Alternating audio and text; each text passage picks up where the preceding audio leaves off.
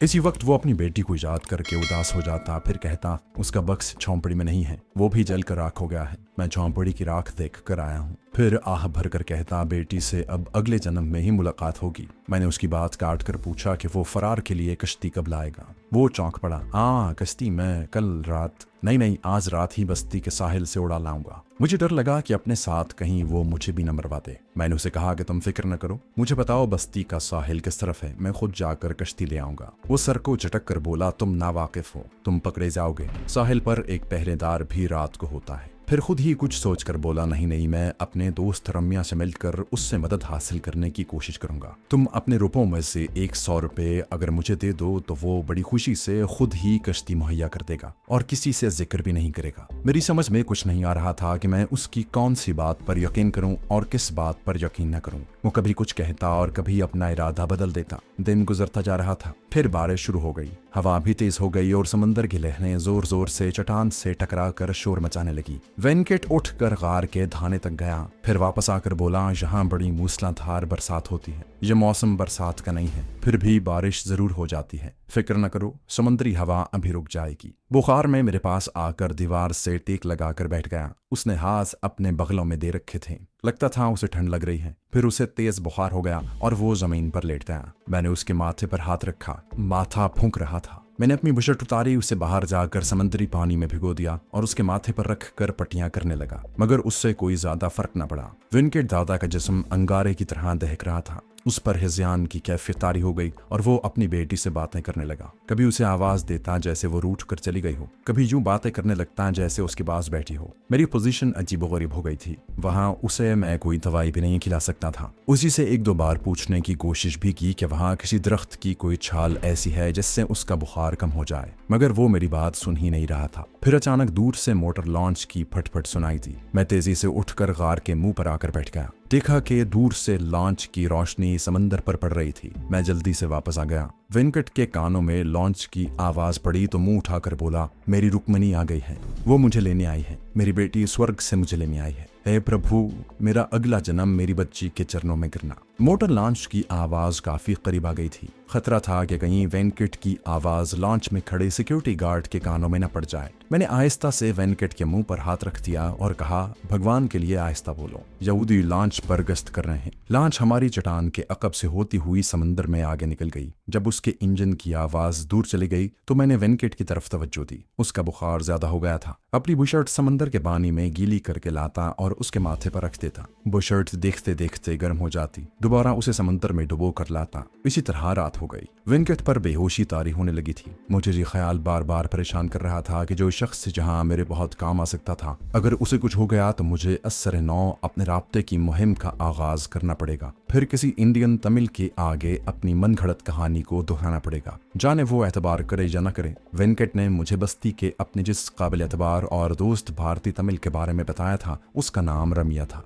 और उससे ज्यादा मैं उसके बारे में कुछ भी नहीं जानता था। वेंकट से इस ज़मीन में मजीद तफसीलात नहीं पूछी जा सकती थी क्योंकि वो होश में नहीं था। जब रात गहरी हो गई तो मैंने नारियल तोड़कर खाया और उसका पानी पीकर अपनी भूख किसी हद तक मिटाई। वेंकट के मुंह में नारियल का पानी डाला तो उसकी बुहरानी कैफियत अचानक खत्म हो गई। चट्टानी गार में अंधेरा था, मैं मोमबत्ती भी नहीं जला सकता था। इस अंधेरे में मुझे वेंकट की जर्द आंखें खुलती दिखाई दी। उसके चेहरे पर सुकून आ गया था। मुझे बड़ी खुशी हुई। उसकी जर्द आंखें मेरे चेहरे पर जमी थी। एक बेजान सा तबस्सुम उसके होंठों पर नमूदार हुआ। उसने अपना गर्म हाथ मेरे हाथ पर रख दिया और बोला मेरे हाथ की उंगली में चांदी की अंगूठी है, इसे उतार कर अपने पास रख लो। इतनी बात कहने से ही उसका सांस फूल गया। मेरी समझ में नहीं आ रहा था कि वो मुझे अपनी अंगूठी किस लिए दे रहा है। मैंने बहरहाल उसकी हिदायत के मुताबिक उसके हाथ की उंगली में से चांदी की अंगूठी जो एक छल्ले जैसी थी उतार ली। वो कमजोर आवाज में बोला ये मेरी बीवी की निशानी है, इसे तुम जजीरे के जुनूब में इंडियन बस्ती में रमिया के पास ले जाना, वो तुम्हारी मदद करेगा। मुझे बहुत खुशी हुई कि इस तमिल ने मेरे रास्ते को किसी हद तक मेरे लिए साफ कर दिया था।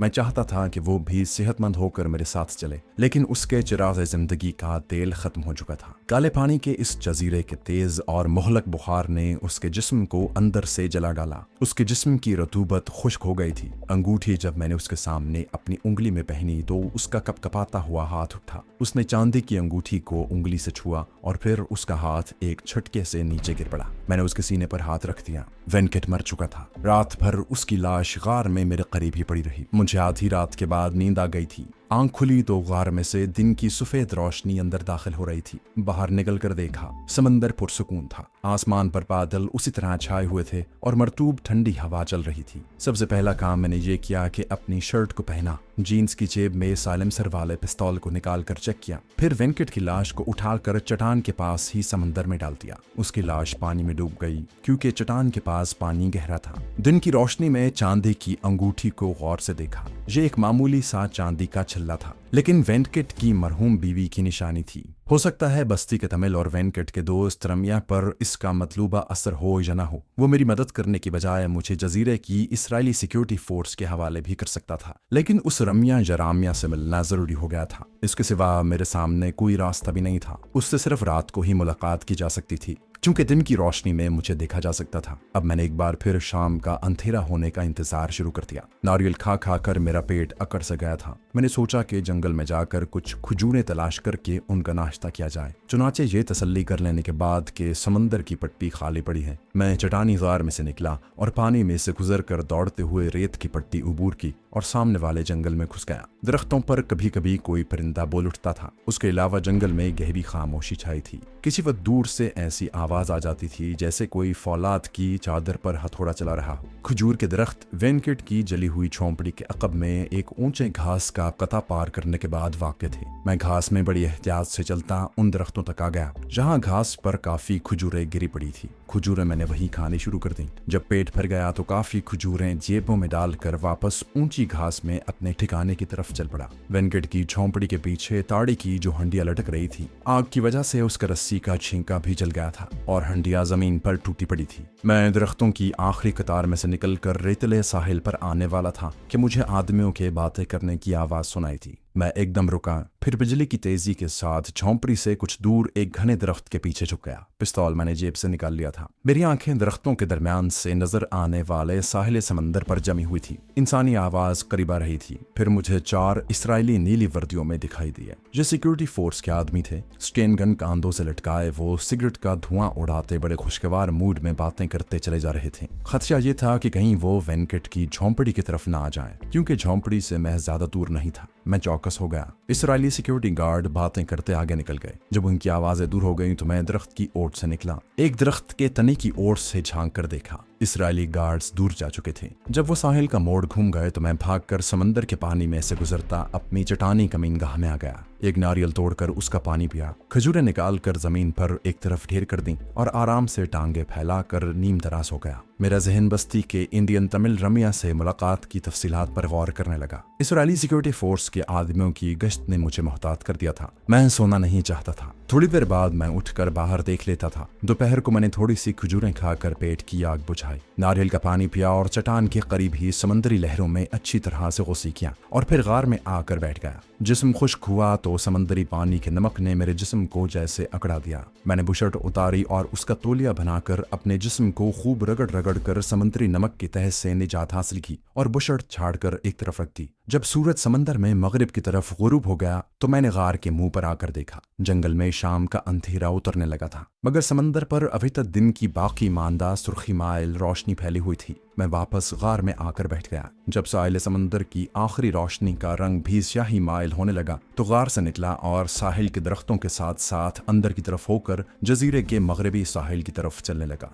मैं शाम की फीकी फीकी रोशनी में ही इंडियन तमिल रमिया की बस्ती तक पहुंचना चाहता था। साहिल के आगे जाकर दाएं जानिब घूम गया। दरख्तों में कुछ परिंदे चहचहा रहे थे। कुछ दूर चला हूंगा कि दूर मुझे दरख्तों के पीछे ऐसी रोशनी नजर आई जैसे 2-3 लालटेनें जल रही हों। ये भारतीय तमिल बाशिंदों की बस्ती ही हो सकती थी। ताहम मैं मजीद मोहतात होकर चलने लगा था, क्योंकि ये कोई चेक पोस्ट भी हो सकती थी। इसी असना में समंदर में एक गश्ती लॉन्च गुजर गई। उसके सामने लगी सर्च लाइट थोड़े थोड़े वक्फे से समंदर पर तेज रोशनी फेंक रही थी। मैं घास में दुबक कर बैठ गया था। जब लॉन्च दूर निकल गई तो उठा और बस्ती की रोशनी की तरफ चलने लगा, जहाँ घास कटी हुई थी, जो इस बात की अलामत थी कि जहाँ कुछ लोग रहते हैं। फिर मुझे एक गाय के बोलने की आवाज सुनाई थी। यकीनन ये भारतीय तमिल बाशिंदों की ही झोंपड़ियां थी, क्योंकि जनूबी भारत के लोग अपने यहाँ गाय जरूर पालते हैं। दरख्त भी छितरे हो गए थे। एक जगह केले के दरख्तों का झुंड आ गया। अभी रात का अंधेरा उतना गहरा नहीं था। मुझे केले के दरख्तों में से एक औरत निकलकर दूसरी तरफ जाती नजर आई। उसने सफेद साड़ी पहन रखी थी। यह साड़ी एक तरह की धोती होती है, जिसे कमर के गिर्द बांध कर तमिल औरतें उसके पल्लू से अपना सीना ढांप लेती हैं। ये तमिल औरत थी और जंगल में किसी काम से आई थी और अब वापस उस बस्ती की तरफ जा रही थी जहाँ 3 जगहों पर लालटेनें अब मुझे साफ नजर आने लगी थी।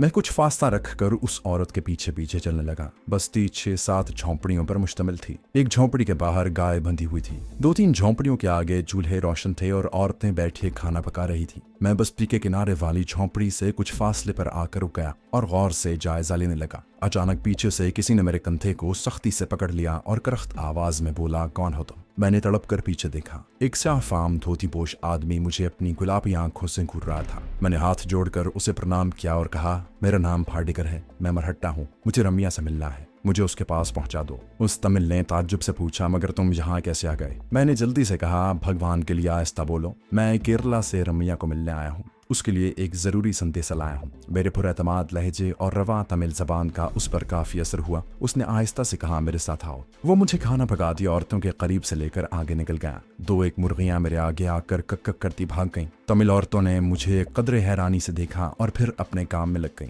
मेरा साथी मुझे बस्ती की आखिरी झोंपड़ी में ले आया। यहाँ झोंपड़ी के बाहर छोटे से तख्त पर एक दुबला पतला अच्छी खासी उम्र का तमिल आदमी बैठा नारियल का छोटा सा हुक्का पी रहा था। मुझे देखते ही उसने हुक्का मुंह से हटा लिया और जब तक मैं उसके पास नहीं पहुंच गया वो मुझे मुसलसल हैरत से तकता रहा। फिर अपने साथी से पूछने लगा कि ये कौन है। उसके जवाब का इंतजार किए बगैर मैंने तख्त पर उसके करीब बैठते हुए कहा, मैं तुम्हारे दोस्त वेंकट रेड्डी का जरूरी पैगाम लाया हूँ। रमिया ने हुक्का तख्त पर रख दिया और जो आदमी मुझे लेकर आया था उसे वापस जाने का इशारा किया। फिर मेरी तरफ मुतवज्जे होकर बोला, तुम कौन हो? वेंकट को तो सजाए मौत दे दी गई है, वो तुम्हें कहाँ मिला? मैंने जल्दी जल्दी मुख्तसर मगर बेहद पुरअसर अंदाज में सबसे पहले तो अपनी मनगढ़ंत कहानी उसे सुनाई कि किस तरह से मैं अपनी इज्जत की खातिर एक खून करके भारत से फरार होकर यहाँ पहुँच गया हूँ। और फिर वेंकट रेड्डी को इसराइली गार्ड्स की जानिब से मौत की सजा देने यानी उसे समंदर में फेंकने और मेरे उसको समंदर से निकालने की दास्तान बयान की। वेंकट को मैंने बचा लिया था मगर मलेरिया के बुखार ने उसे जिंदा रहने की मोहलत न दी। उसने मेरे हाथों में दम तोड़ा।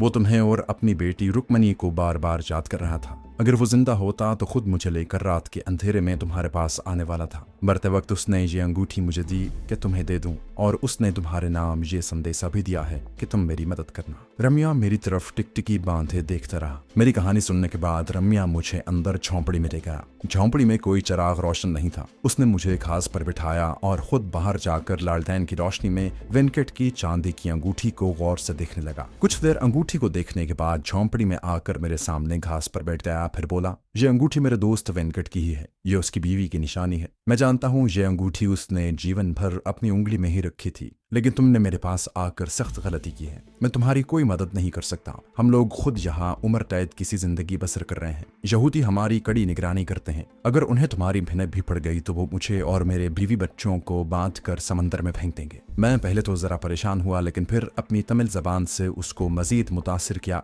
और खास तौर पर अपनी बीवी की इज्जत पर हमला करने वाले फर्जी बदमाश की कहानी कुछ ऐसे बयान की कि रमिया सोच में पड़ गया। उठकर तख्त तक गया, वहां से अपनी नारियल की गुड़गुड़ी उठाई और उसे आहिस्ता आहिस्ता पीने लगा। चंद सेकंड तक खामोशी से नारियल पीता रहा, फिर उठकर बाहर चला गया। वो मुझे एक अजीब से तजस्सुस में छोड़ गया था। मैं फैसला नहीं कर सका कि वो यहूदी गार्ड्स को मेरे बारे में खबर करने गया है या मेरे बचाव और मेरी मदद की तदाबीर पर अमल करने गया है। बहरहाल मैं चौकस बैठा था और मेरा हाथ पतलून की पिस्तौल वाली जेब में था। थोड़ी देर बाद रमिया झोंपड़ी में दाखिल हुआ तो उसके हाथ में कांसी की थाली थी जिसमें चावल और ऊपर सब्जी रखे थे। वो बोला, तुम चावल खाओ, मैं तुम्हारे लिए पानी लाता हूँ। मुझे कदरे तसल्ली हुई। काफी देर बाद चावल खाने को मिले तो मैं सारे के सारे चावल और सब्जी की भुजिया खा गया। रमिया मेरे सामने बैठा नारियल पी रहा था। उसने नारियल मेरी तरफ बढ़ाया। नारियल पीते हो? मैंने कहा, नहीं दादा। वो किसी गहरी सोच में था। एक छोटा लड़का अंदर आकर थाली और पानी का खाली ग्लास ले गया। रम्या गहरी सोच के समंदर से उभरते हुए बोला,